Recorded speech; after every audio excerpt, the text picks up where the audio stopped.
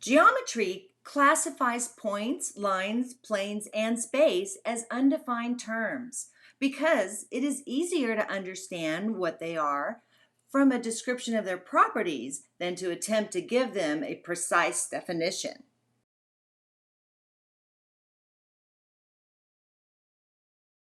Take a moment to close your eyes and imagine the smallest particle you can, smaller than the tip of a pencil, smaller than the tip of a safety pin, smaller than that atom floating around in the air, so small that you can't see it, but it holds a location.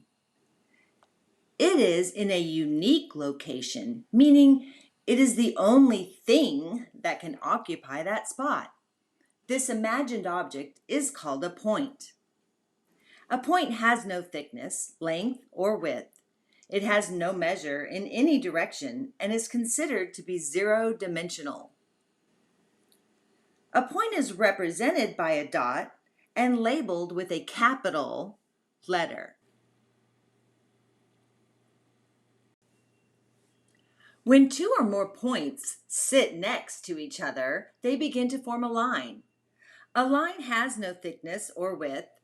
It does have length, but the length extends infinitely in both directions.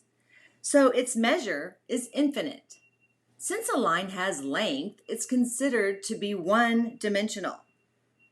A line is represented by, well, a line with arrows on both ends and is labeled by any 2 points on the line.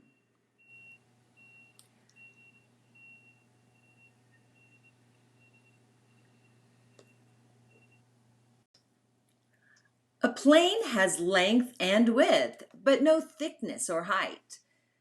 It is like a flat surface that extends infinitely in all directions along its length and width.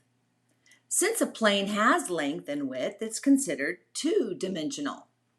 However, just like a point, it is considered to be an undefined term in geometry.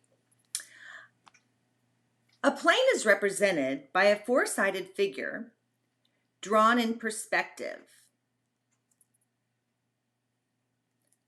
and labeled by a cursive capital letter. So we would say plane P.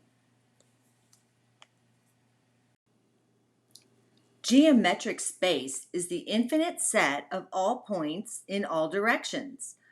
Geometric solid figures are displayed in space. Space has length, width, and height. This is why it is considered three-dimensional.